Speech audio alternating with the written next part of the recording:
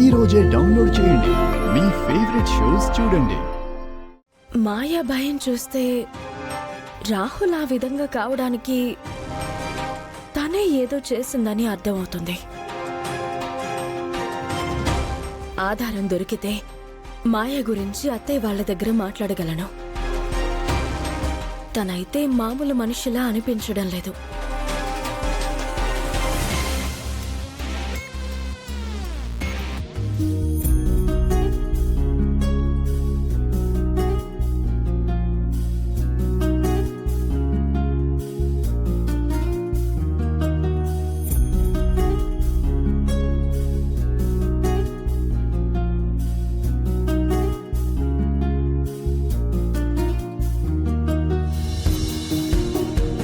బావా, ఏంటి? చిన్న గిఫ్ట్. గిఫ్టా? ఏంటది?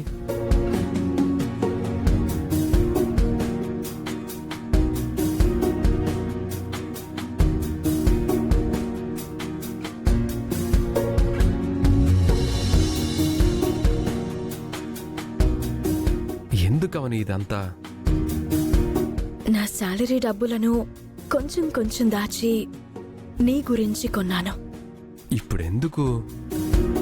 సాధారణంగా పెళ్ళంటే అమ్మాయికి అబ్బాయికి మధ్య పెళ్లి చూపులు జరుగుతాయి. తర్వాత నిశ్చితార్థం జరుగుతుంది. ఆ తర్వాత పందిరిలో అందరి ముందు పెళ్లి ఘనంగా జరుగుతుంది. అందరి పరిస్థితి వేరు, మన పరిస్థితి వేరు. అందరికీ దూరంగా చెన్నైలో పోలీస్ స్టేషన్లో జరిగింది. అనుకోని పరిస్థితుల్లో అలా జరిగిపోయింది. అందుకే ఇది నీకోసం తీసుకునొచ్చాను. ఇదే నేను నీకు తొడుగుతున్న నిశ్చితార్థపు ఉంగరం అని అనుకో.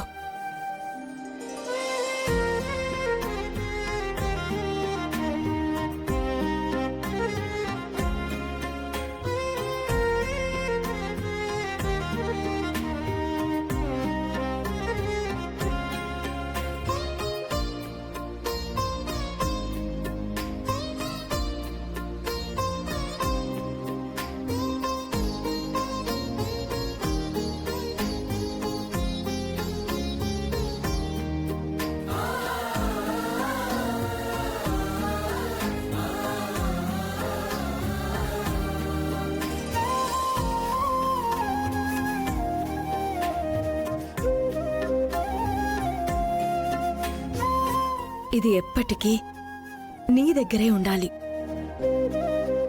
నేను సుమంగలిగా నీ ఒడిలో చనిపోయిన తర్వాత కూడా దీనిని చేతి నుంచి నువ్వు తీయకూడదు. అదే నువ్వు మన బంధానికిచ్చే గౌరవం అనుకుంటాను.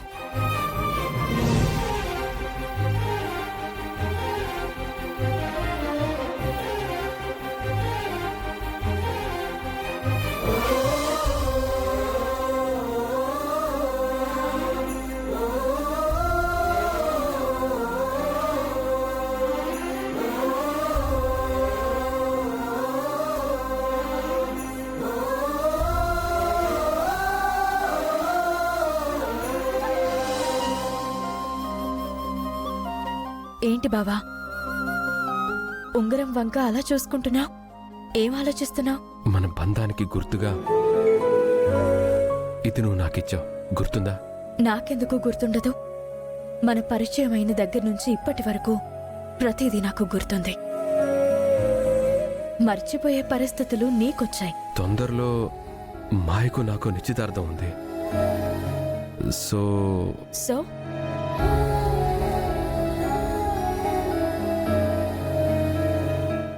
సో ఆగిపోయావే, చెప్పు. చెప్పడానికి ఎందుకు ఇబ్బంది పడుతున్నావు? ఇక మీదట ఈ ఉంగరం నా చేతికి ఉండకూడదు.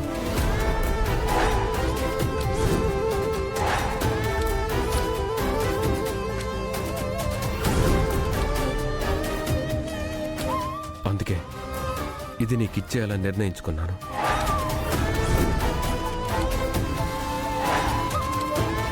నిర్ణయం తీసేసుకున్నావన్నమాట. తప్పదు కదా. ఇదుంటే నీకేమడ్డాం? నిశ్చితార్థంలో మాయ ఉంగరం తొడుగుతుంది. ఒక మగాడి జీవితంలో ఇద్దరు ఆడవాళ్ళకి సంబంధించిన జ్ఞాపకాలు ఉండకూడదు కదా. అందుకే ఇది నీ దగ్గర ఉండడమే మంచిది. జ్ఞాపకాలను, గుర్తులను, బ్లాక్ బోర్డు మీదున్న రాతలను డస్టర్తో తుడిచేసినంత ఈజీగా తుడిచేద్దామని అనుకుంటున్నావన్నమాట. నేనేమో మన ప్రతి మధుర క్షణాలను మనసు మీద రాసుకున్నాను. ఎప్పటికీ చెరిగిపోవు. నువ్వు సముద్రపు ఒడ్డున రాశావు, అలలు వచ్చినప్పుడు కొట్టుకుపోవడానికి. మగాడికున్నంత స్వార్థం ఆడదానికి కూడా ఉంటే బాగుండేది. మగాడు మరువగలిగినట్టు ఆడది కూడా మర్చిపోతుంది. నా అత్త కుటుంబం నా జీవితంతో ఆడుకుంటుంది. నా భర్త నా మనసుతో ఆడుకుంటున్నాడు.